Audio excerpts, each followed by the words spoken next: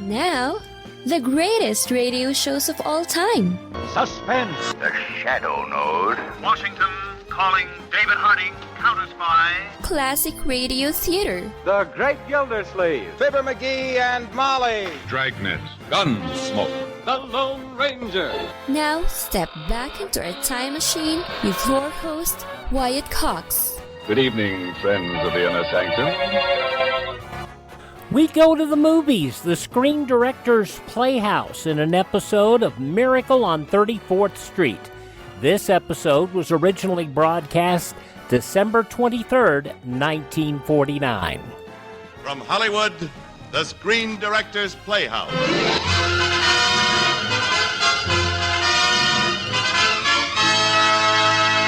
Screen Directors Playhouse, star Edmund Gwinn, production Miracle on 34th Street, director George Seaton.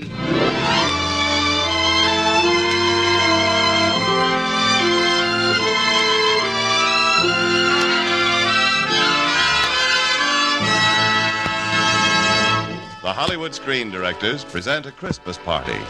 For the 500 special girls and boys gathered here in NBC's Hollywood studios, and for children of all ages everywhere, we present the motion picture Christmas story, Miracle on 34th Street, starring Edmund Gwinn in his original Academy Award-winning role of Kris Kringle.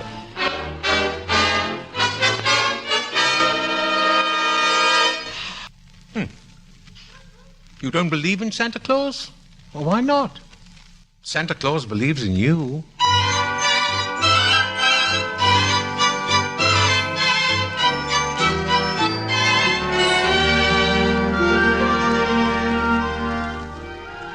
The jaunty, portly little man with the white whiskers swung his cane as he walked in the brisk November morning.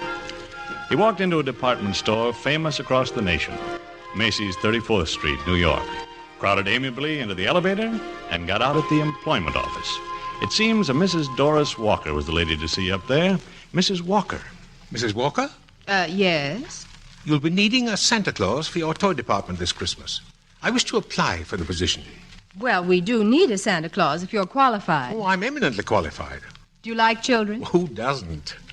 Do you have any children? Millions of them. I must certainly say you look like Santa Claus. Well, I certainly should look like Santa Claus. You won't even need padding. Oh, no, I carry my own. Now, you understand that Macy's has a line of toys that you may recommend with complete confidence. I assume that I'm hired? Yes, can you start tomorrow morning, Mr. Kringle. What? Kringle. I'm Kris Kringle.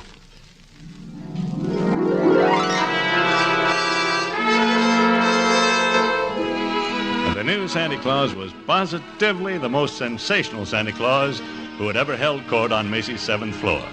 He was the real article, all right. He had that deep down, genuine, crisp, Kris Kringle crinkle in his eyes. And if he told you anything, you could depend on it.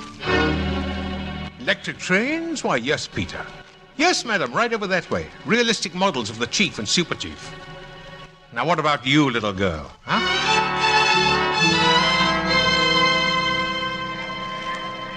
Oh, yes, madam. We have wonderful skates here, but not quite what your little boy seems to want. Now, I'd suggest you go across the street to Gimbel's. Gimbel's? Oh, yes, I keep track of the toy market pretty closely. Why, does that surprise you, Sue? Macy's sending me to another store? Well, the only important thing is to make the children happy, isn't it? Huh? And whether Macy's or somebody else sells the toy doesn't make any difference. Well, it's wonderful. I don't get it. I don't get it at all. Well, you can get it at the Acme Toy Company. Only $8.50, plus tax. And so it went. And so the customers went. To other stores if Macy's didn't have it. The grown-ups began to believe in Santa Claus as much as the children. All except one small child named Susan Walker, who finally came to Kris Kringle, a skeptical look on her small face and a prodding young man at her back. Well, young lady, and what would you like for Christmas? Well, go ahead, Susan. Tell Santa what you'd like. What's your name, little girl? Susan Walker, and I don't believe in Santa Claus. Oh. My mother happens to be Mrs. Walker, the lady who hired you. Well, your daddy here believes I'm Santa Claus, I'll bet.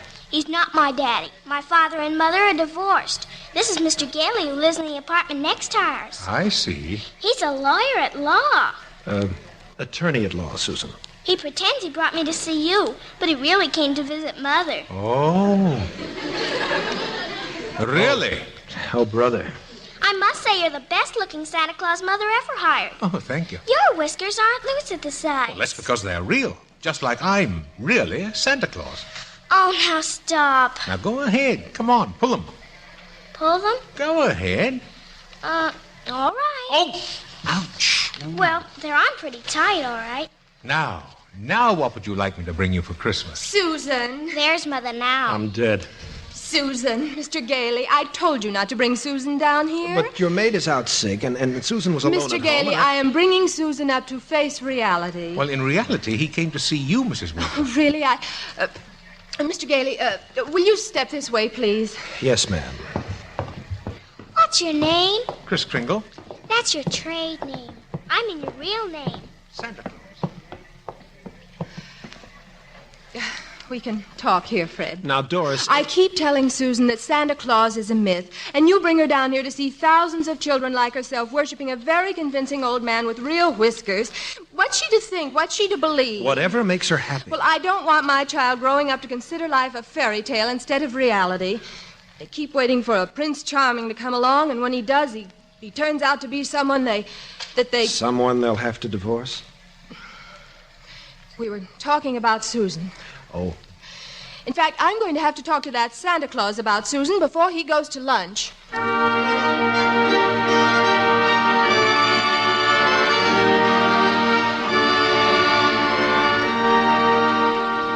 Yes, Mrs. Walker?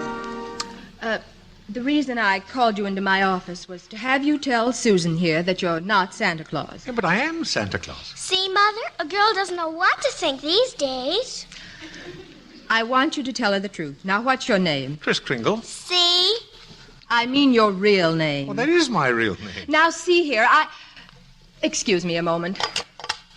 Yes, Mrs. Walker. Miss Thomas, will you get out an employment card filled out by a Mr. Kris Kringle, if there is one? I'll wait. I'll bet you're in the first grade, Susan. Second. Second? I'm very advanced. Oh. Here it is, Mrs. Walker. Mr. Kris Kringle. No. Yeah, Kris Kringle. Residence, Brooks Memorial Home for the Aged. Age as old as my tongue and a little older than my teeth.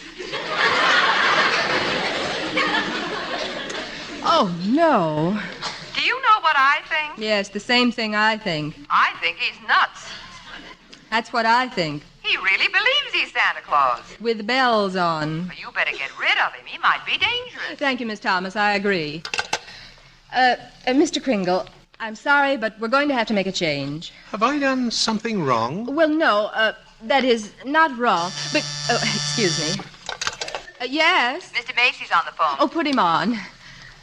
Mrs. Walker. Yes, Mr. Macy? I've just heard about your new Santa Claus. Oh, yes, Mr. Macy. I was just going into that, Mr. Macy. The very idea of his telling people that if Macy's doesn't have it, to go to Gimbel's. Well, I have him right... Gimbel's? Directly across the street. Imagine Macy's Santa Claus sending customers to Gimbel's. Wonderful. Huh? The public response is wonderful. We're getting to be known as the helpful store, the friendly store, the store that places public service ahead of profits. And consequently, we'll make more profit than ever. Yes, sir. Great idea, Mrs. Walker. Great work. Keep it up. Yes, Mr. Macy. And above all, keep that Santa Claus. Keep him? But he's... He's great. But, Mr. Macy, I don't... Goodbye, Mrs. Walker. Mr. Macy. Mr. Kringle. Yes? Mr. Macy suggests that we try you out a little longer. Well, that's mighty good news, Mrs. Walker. You see, this is quite an opportunity for me. Yes, for the last 50 years or so, I've been getting more and more worried about Christmas. Seems we're all so busy trying to beat the other fellow in making things go faster and look shinier and cost less, that Christmas and I are sort of getting lost in the shuffle. Christmas is still Christmas. Oh, but it isn't just a day. It's a frame of mind.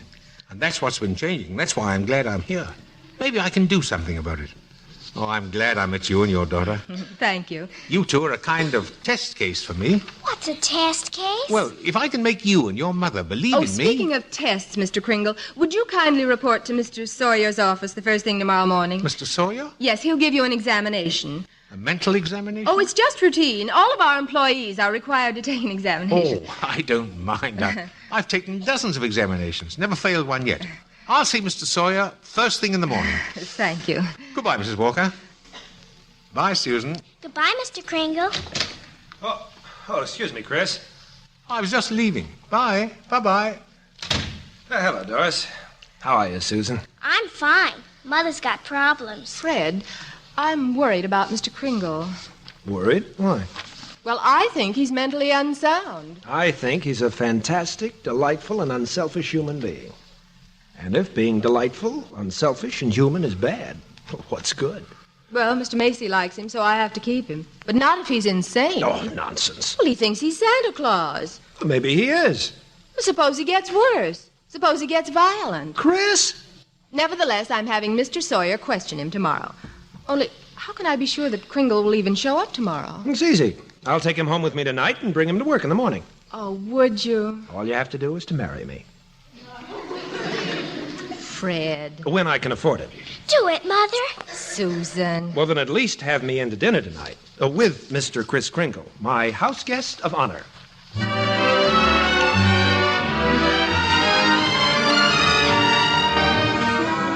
Now, that evening, Kris Kringle went home with Fred Gailey. And after dinner in Doris Walker's apartment next door, Chris left Fred and Doris to discuss child psychology, or something, and stole quietly into Susan's bedroom. Susan, sophisticated child, was in bed, blowing bubblegum bubbles. Oh, that was a big one. Susan, why don't you give me a chance to prove to you that I'm really Santa Claus? There is no Santa Claus. Oh, now there must be something you want for Christmas. Mother will get me anything I want. Oh, but there must be something she can't get you. Well... There is something. I'd like a house. What, you mean a doll's house? No, a real house. To live in. A real house? If you're really Santa Claus, you can get it for me. If you can't, you're only a nice man with a white beard, like Mother says. Oh, but you've got this lovely apartment to live in. I want a backyard to play in, and grass, and a white picket fence and rose bushes. But Mother can't afford it, and I guess you can't get it, huh? No, I didn't say that, you know. Well, I've got to see Mr. Sawyer first thing in the morning. I'll get right to work on it after that, Susan, tomorrow.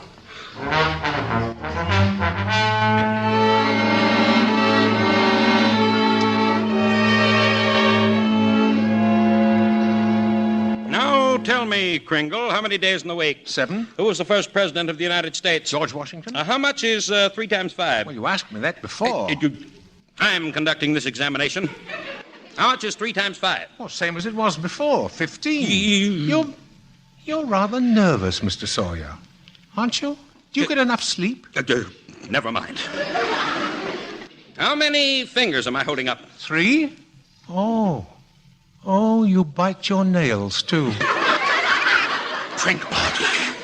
You know, sometimes nervous habits like yours are a result of insecurity. I didn't ask you. Oh, I just want to be helpful. I didn't ask for help, you fuzzy old crackpot. Mr. Sawyer, that's hardly the proper way to conduct a mental examination. Oh, I'm wasting my time on a hopeless case. Get out. Mr. Sawyer. I said get out. Mr. Sawyer, I have great respect for psychiatry and great contempt for imposters and quacks. I beg your pardon. I should like to see your degree in medicine. Get out. Also proof of your specialization in psychiatry. Get out. Get out! Now, either you stop analyzing people, or I'm going to tell Mr. Macy what a contemptible, vicious, malicious fraud you really are. I'll have you committed to an insane asylum. Well, you're the one who needs treatment. You lunatic, are you saying I'm crazy? Now, put down that inkwell. Put down that cane. Put down that inkwell. You go first. I'd better. You're dangerous.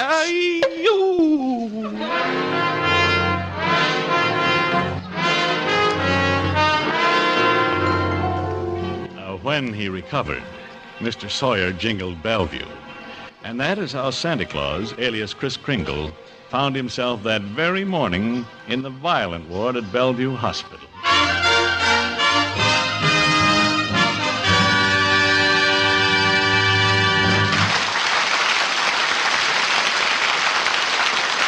You are listening to the Screen Directors Playhouse presentation of Miracle on 34th Street, starring Edmund Gwinn in his original Academy Award-winning role of Kris Kringle. December 23rd, 1949, Screen Directors Playhouse on Classic Radio Theater with Wyatt Cox. And here's the Cinnamon Bear. The oldest known children's Christmas serial in radio history, The Cinnamon Bear, featuring some of the most popular actors in radio history, including Elliott Lewis, Joseph Kearns, Verna Felton, Lou Merrill, Frank Nelson, Howard McNear, and child actress Barbara Jean Wong. 85 years later, this series of Judy and Jimmy traveling to Maybeland to recover their silver star still fascinates youngsters of all ages.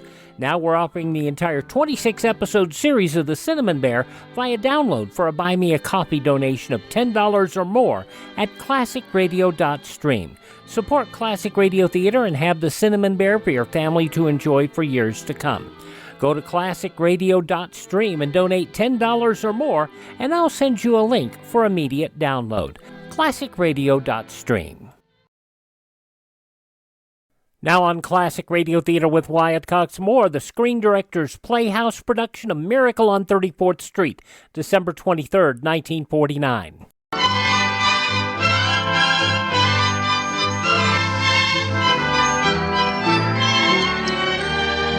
Late that afternoon, Fred Gailey, attorney at law, came to visit Kris Kringle in the violent ward at Bellevue Hospital. All right, now, Chris, why did you do it? Why did I conk Mr. Sawyer? Why did you fail your examination by the doctors here at Bellevue? You did it deliberately. I did. I said the first president of the United States was Calvin Coolidge. But why? Well, Fred, the last few days, I had a feeling people were warming up towards each other. Macy's sending customers to Gimbel's. Gimbel's sending customers to Macy's. Gimbel and Macy shaking hands. Wyszynski saying yes. People were beginning to make some sense, even if Doris did doubt me. Doris hasn't believed in anything for years. Ever since her marriage went to pieces. It wasn't just Doris. It was Sawyer. Now, he's contemptible, dishonest, selfish, vicious. Yet he's out there and I'm in here. He's called normal. I'm not. And we've got a world full of Mr. Sawyers. And if that's normal, I don't want it, Fred. That's why I answered those questions incorrectly. But, Chris, what happens to a lot of people, like me, who do believe in you and what you stand for? What happens to people like little Susan, just beginning to believe? Susan? Are you going to let her down? People like that? Well, I hadn't thought of that, Fred. Are you going to quit right in the middle of your job? Gee, you're right, Fred. I'm ashamed of myself. Let's get out of here. Not so fast, Chris. Getting in here was easy. Getting you out will be a lot harder. Oh, not for you. You're a fine lawyer. Perhaps, but... But what? You've been ordered committed to a mental institution. Oh, I see. However, I've requested a formal hearing, and it's been granted. But the issue being, do I jingle the bells or do the bets run the belfry?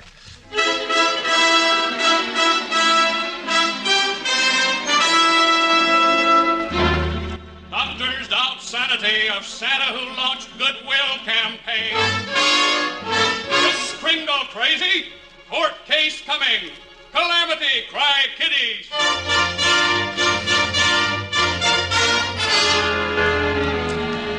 Your Honor, the commitment papers being before you, I should like to call the first witness. Mr. Kris Kringle, will you please take the stand? Delighted to do so, Mr. Prosecutor. Mr. Kringle? Your Honor? This is merely a hearing. You do not have to answer the questions or even testify at all. We've no objections, Your Honor. Well, I'll be glad to answer any questions I can. You may question the witness, Mr. Prosecutor. Thank you, Your Honor. Tell us, sir, what is your true name? Kris Kringle. And where do you live? Well, that's what this hearing will decide. Mr. Kringle, do you believe that you are Santa Claus? Of course. Perhaps the witness doesn't understand the question. I understood the question perfectly, Your Honor. In which case, Your Honor, the state rests. In view of the defendant's statement, does counsel for the defendant wish to put in a defense? Your Honor, the entire case against my client boils down to this. The prosecution contends that Mr. Kringle is not sane because he believes himself to be Santa Claus. That is true. But if Mr. Kringle were the person he believes himself to be, he would be as sane as we are. Correct. I intend to prove that Mr. Kringle is not insane because he is Santa Claus.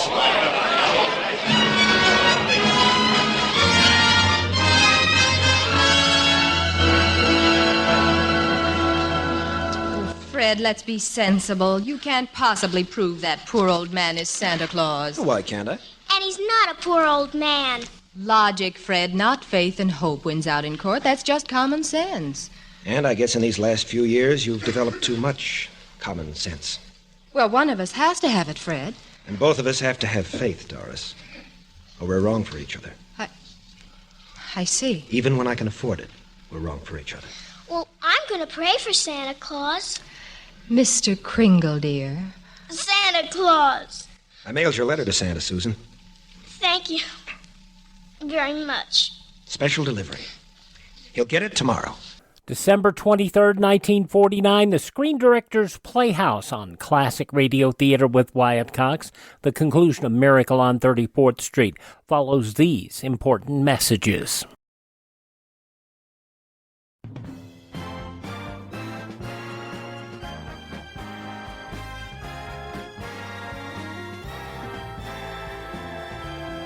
Now on Classic Radio Theater with Wyatt Cox, the conclusion of Miracle on 34th Street, Screen Directors Playhouse production, December 23rd, 1949.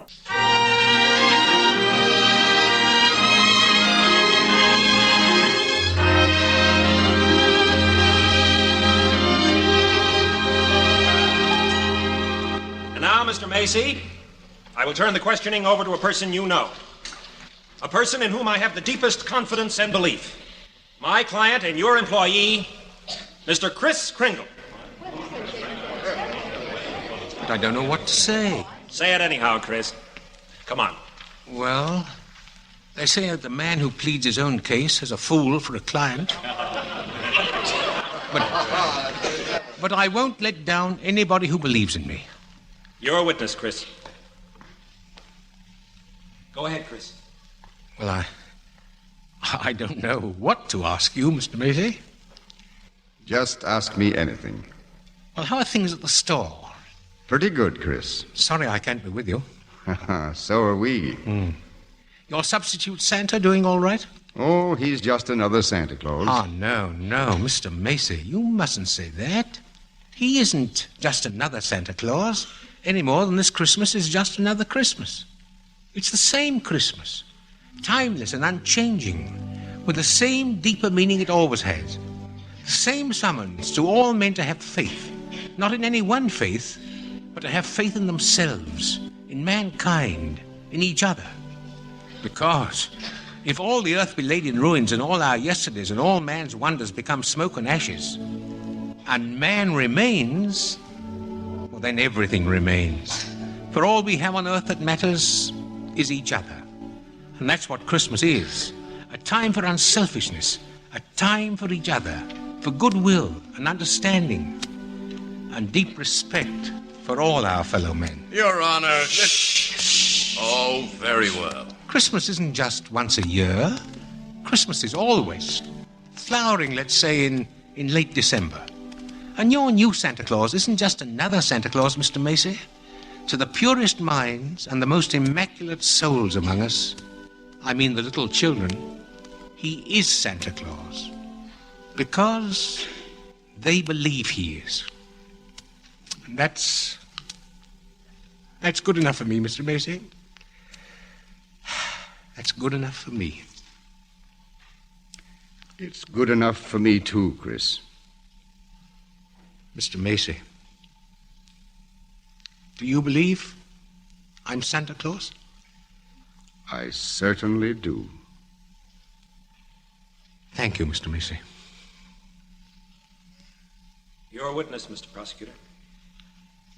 Your Honor, this is all very charming, but I must ask the court to demand that Mr. Gailey present competent authority. Competent authority, I say, for the contention that his client is Santa Claus. Have you such authority, Mr. Gailey? Not at this time, Your Honor. Will that be all, Fred? Yes, Chris. For now. Before you go, Mr. Kringle, the bailiff handed me this letter in care of this courthouse. It would appear to be for you. It's addressed to Santa Claus. Oh? The bailiff also informs me that the dead letter office of the post office department has forwarded some other mail addressed simply Santa Claus. Well, that's very kind of them. Your Honor! Your Honor! Where are those other letters? I request that they be entered in evidence. I'm afraid that would be awkward, Mr. Gailey. What do you mean awkward, Your Honor? There are 9 truckloads of those letters. Your Honor! Your Honor, counsel for the state has asked for authoritative testimony that my client is Santa Claus. The U.S. postal laws make it a criminal offense to misdirect mail or intentionally to deliver it to the wrong party. The Postal Department itself, therefore, recognizes this man, Kris Kringle, as Santa Claus. Order! Order! Objection! Order! Objection! Order, I say. I say order. In view of such overwhelming testimony, case dismissed.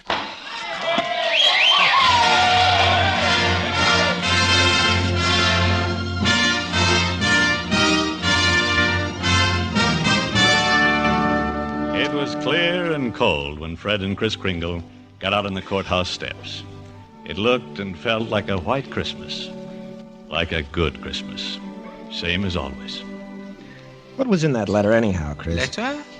Oh, clean forgot to open it. I'd better, though. It's from Susan. I suspected it was. Dear Chris. Dear Chris, I don't care what anybody says, even the judge. I believe in you, even if I don't get the house. I know everything will turn out right. I hope you're not sad. Signed, Susan. P.S. P.S.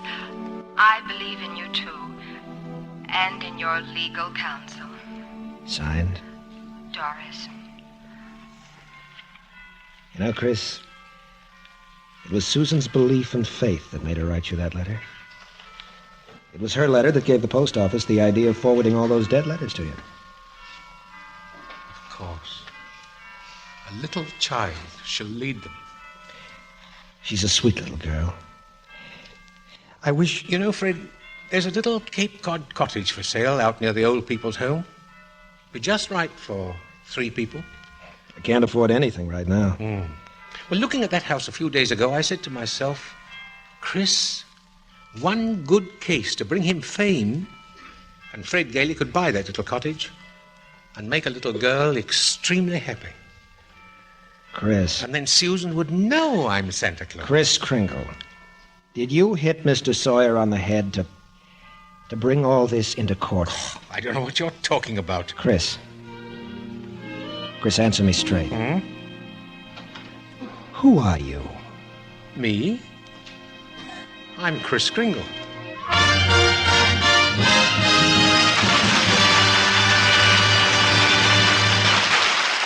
December 23rd, 1949, the Screen Directors Playhouse on Classic Radio Theater with Wyatt Cox.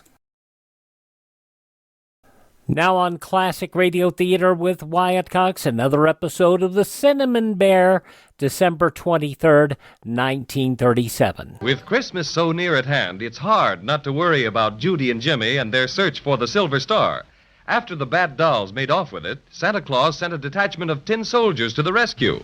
But the tin soldiers had met with unexpected reversals because the bad dolls were being led by someone never before seen in the snow country, a strange green-colored creature whose identity was unknown. But let's listen to Judy, who seems to have some definite ideas on the subject. Oh, green? My goodness, that sounds like... No, Judy. That just couldn't be possible. Calling Santa Claus, calling Santa Claus. Yes, what is it now? A Maybegram just received from Queen Melissa of Maybeland. Quote, warning, citizens of Snowland, Santa Claus, Judy, and Jimmy Be on lookout for Wintergreen Witch. Oh, Jimmy, I was right. Escape from Looking Glass Valley, assisted by another witch with black cat tattooed on left elbow. Wintergreen last seen flying over bottomless abyss on broomstick, headed for the snow country. Beware, she is dangerous, unquote. Oh, dear. Are we going to have trouble with that awful old witch again? I thought Melissa had gotten rid of her for good. Oh, come, don't get upset, my friends. I think we can take care of the lady. Lady? And Nicky, run over to the airport and order them to send out 10 airplanes. And tell them to communicate with me if they need additional men or supplies. And, oh yes, one more thing, Nicky. I want you to go over there. You do? Mhm. Well, what about the, run... Oh, that'll be easy. You just tell them. What goes on here? You'll find out soon enough, friend Crazy Quilt. Is that all, Santa Claus? Yes, I think so, Nicky. You sure you have everything straight? I think so. Well, you'd better hurry. I have a little surprise for Judy and Jimmy, and I'll need you. Right. I'll be back in a jiffy. Now, of course, you children may not care for surprises, or do you? Of course we do, Santa. Well, if you're sure you do, close your eyes, all of you. Am I to be included in this, what do you think is going to happen, business? Why, certainly. And Patio Cinnamon, too. Oh, my. I do hope it's cinnamon buns. Always thinking of your tummy. How materialistic. Now, no peeking there, Crazy Quilt. Keep those purple patch eyelids closed tight. Now, I'll take hold of your hand, Judy, and yours, Jimmy. Well, how about me, Santa? It's dark in here. In where? In here. Well, what I mean is it's dark inside me when I got my eyes closed. Well, you and Crazy Quilt can hang on to Judy and Jimmy's free hands. Just a minute. There we are. We're all set. All right, now, come along. My goodness, but this is exciting. Where do you suppose he's taking us? I've no idea, Judy. Utterly no idea. Ow! I bumped into a step or something that time. Do we go up, Santa? Yes, Jimmy, just a few steps. And how easy there. Just a few. Take it easy, everybody. Here we are. Now we can all sit down. Oh, my extra special stuffing. Oh. What's the matter, Cinnamon Bear? Did you fall? No, I just sat down where there wasn't anything to sit on, that's all. Oh, just a minute, Patio Cinnamon. Just a minute. There you are. You comfy? Yes, thanks. That's something like it. Would it be permissible to open our eyes now, Santa Claus? Oh, no, not just yet. I'll tell you when. All right, Major Muffy, carry on.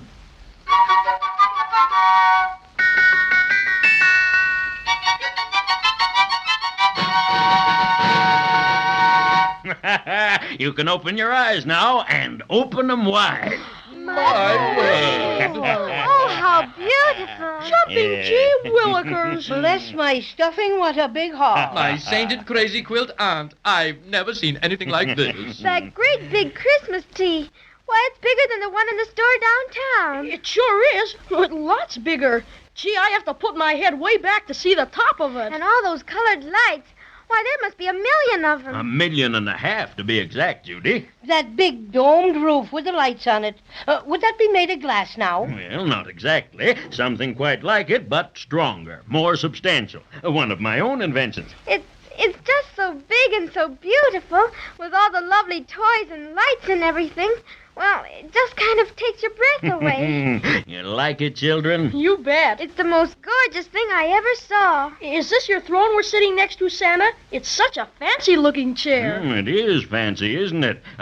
Frankly, I wouldn't have had such an elaborate one with all these jewels and carvings, but the workmen in my factory made it for me last year on my birthday. And, of course, I wouldn't hurt their feelings for anything. Would you mind, Santa, if I went down there where you have the electric trains?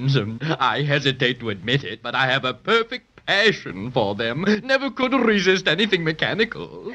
That's not all you can't resist. Don't you let him do it, Santa Claus, or you'll find something else missing for sure. Oh, pay no heed to this glorified bath mat, Santa. It's Patio Cinnamon who needs watching. Why, he's had his eyes on those rubber elephants and toy giraffes ever since he opened them. Indeed, and I have not. I was only staring at the big Christmas tree. Now, boys, you must stop your quarreling. I think the best way for us to see all the toys is to take a little ride in my miniature train. Gee williker, Santa. Have you got a train you can ride in and everything? I certainly have, Jimmy. And what's more, I'm going to let you drive it for us. Come along now. Gee, that's swell. Did you hear that, Judy? I'm gonna drive the train. Oh, it's wonderful. Everything's wonderful. Hurry up, Cinnamon Bear. I'm coming, Judy. Hey, Crazy Quilt, keep away from those toy steam shovels. You're apt to get your face lifted. All right, here's the train, Jimmy. Right over behind the Christmas tree. Gee, it's a pip. Why, it's just like a locomotive almost. How does it run? Well, I'll show you in a minute. Now, Judy, you just get in the cab with Jimmy. I'll sit right behind you, and Patio Cinnamon can share the back seat with Crazy Quilt. Oh, I have to sit with him, huh? Too bad you haven't got a caboose, Santa Claus. That's where Crazy belongs. Is that so? Well, I'll have you know. All right, everybody ready? I'll say we are. Will you show me how to drive it now? You bet I will, Jimmy. You see that lever? Uh-huh. You push that just as far as it will go. Then step on that pedal by your left foot. That starts the motor. Like that? That's right. Now the pedal. Boy, oh boy, we're off. Now, when you want to stop, Jimmy, just pull the lever back. You got it? You bet.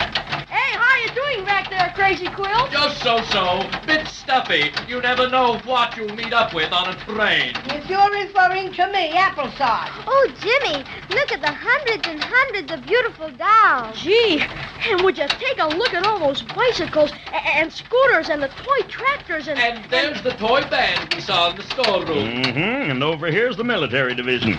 Some of the best tin and wooden soldiers we ever turned out. I'm very proud of them. Just look at those roly-poly dolls. They remind me of that roly-poly policeman we met on the island of Obi. Now we're passing the animal kingdom. Elephants and camels and monkeys on sticks. Animals of every description. No Crazy Quilt Dragons, however. I should hope not. One is enough. Santa Claus! Huh? Santa Claus! Oh, here's Nicky Fruitily back again. Stop the train, Jimmy. All right, Santa Claus. All right, all out now. Come on. Easy there. All out. Everything ready now, Nicky? All ready, sir. Do you know what, Santa Claus? No. What, Judy? I was just noticing all the little dolls and soldiers and toy animals are standing perfectly still, just like they were waiting for something. That's right, Judy. They are waiting for something. What? Well, just to make certain all my toys will know how to behave when I take them out into the world, I put them through a special rehearsal under the big Christmas tree. And while they're marching, my supervisors inspect them. So that's what my toys are waiting for, Judy and Jimmy. The Christmas Tree Parade. A parade? Jiminy Cricket, Santa. Are we going to see it? You are, Jimmy, and right this very minute. Oh, Major Muffy, proceed with the Christmas Tree Parade.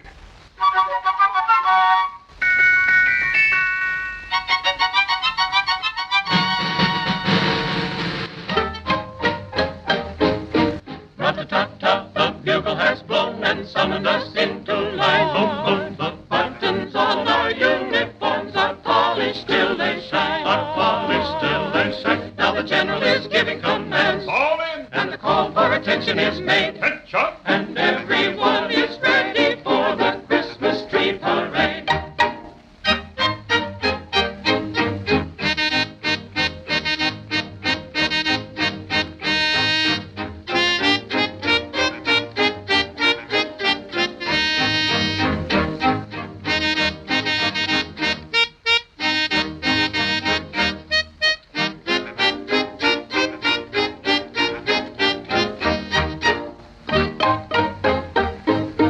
Rub-a-dub-dub and clickety-clack and uppity-umpty-um. Boom, boom, boom, round the Christmas tree and back in marching form we come. In marching form we come to the beat of the little bass drum. Boom, boom, to the toot of the little tin horn. Toot, toot. We'll make a lot of children sing and shout on Christmas morn.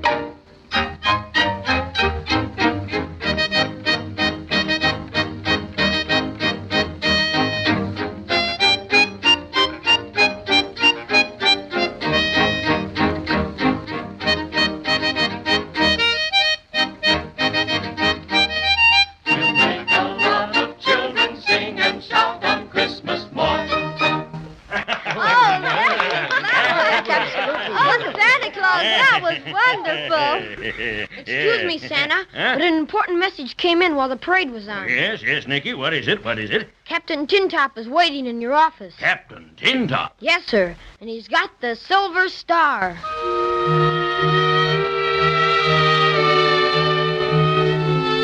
Well, that's the nicest news Judy and Jimmy have heard in a long time. The Silver Star is safe and sound. At least we hope it is. But I'm not going to congratulate anybody until I've seen Captain Tintop return it in person.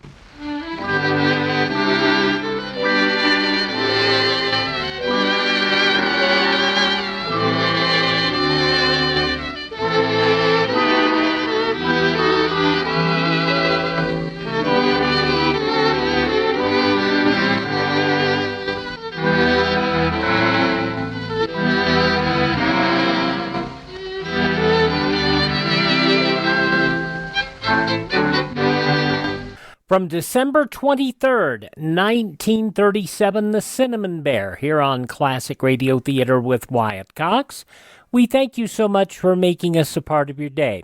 Hope you'll come visit my webpage, classicradio.stream, where you can stream our shows on demand, learn more about building a classic radio collection of your own. You can also find our social media links. You can contact me directly. And if you'd like to help us keep up and running, you can buy me a coffee. The Buy Me a Coffee money goes toward helping us acquire additional classic radio collections, and it also helps us maintain our distribution channels. That's at classicradio.stream. By the way, check the link there. There's a link that's labeled Extras, and there are some extra offers there that you might be able to take advantage of. That's at classicradio.stream. Please thank this radio station and support their advertisers. It is their kindness and courtesy that allows us to be with you each and every time we roll around here on your favorite radio station. And the best thing you can do is tell your friends the great radio shows are right here at this spot on the dial. Classic Radio Theater with Wyatt Cox on your favorite radio station.